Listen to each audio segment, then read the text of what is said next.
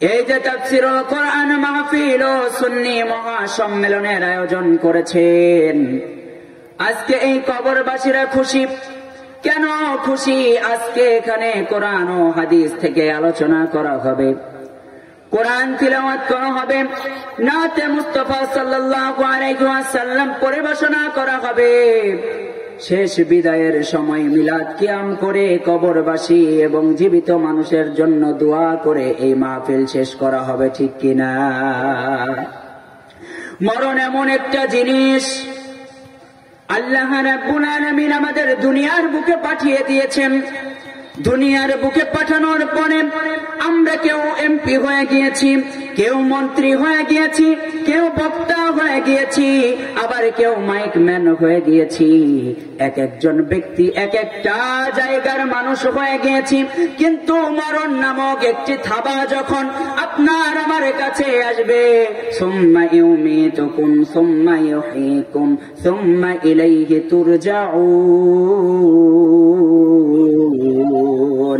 যখন মৃত্যু নামক থাবা আমাদের মেরে দিবে, মা বাবার কিছু করার থাকবে না, কোন নেতার কাজ চলবে না, কোনো কিছু চলবে না। ওই আল্লাহর ডাকে সাড়া দিয়ে আজরাইল আলাইহিস সালাতু ওয়াস সালাম এসে রূহটা নিয়ে চলে যাবে।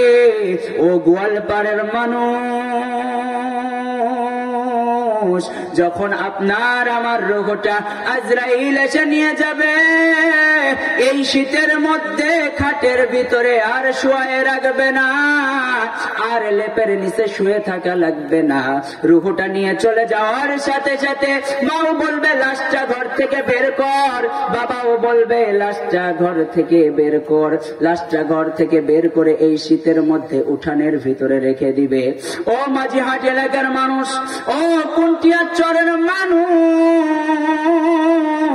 মরণ মরণ মৃত্যু হয়ে যাওয়ার সাথে সাথে আমার লাশটা আর ঘরে রাখে না গো, আমার লাশটা বাইরে উঠানে রেখে দেয়।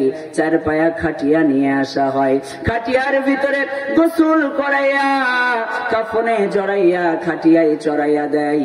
আমার এই লাশটাকে আর ঘরের ভিতরে উঠাবে না। এই জন্য যুবক ভাইয়েরা আমার, কথা নাই বাত্রা নাই, একটা কথাই বলতে চাই, ফুলের সৌরভ মানুষের গৌরব চিরদিন থাকে না। আল্লাহ তাআলা তোমাকে আমাকে হায়াত দিয়েছে, এই হায়াতটা অতিবাহিত করতে হবে আল্লাহ রাব্বুল আলামিনের ইবাদত দ্বারা। এই জন্য গোয়ালপাড়ার মানুষ, মাঝিহাট এলাকার মানুষ, কুন্টিয়াচরের মানুষ, আমরা কেউ জানি না আমাদের মরণ কোথায় লেখা রয়েছে, কোন সময় হবে। সুতরাং এখনো সজাগ হতে হবে, আমরা যেন আল্লাহ তাআলার ইবাদত করার দ্বারা আমাদের জীবনটা অতিবাহিত করতে পারি। আল্লাহ রাব্বুল আলামিন আমাদের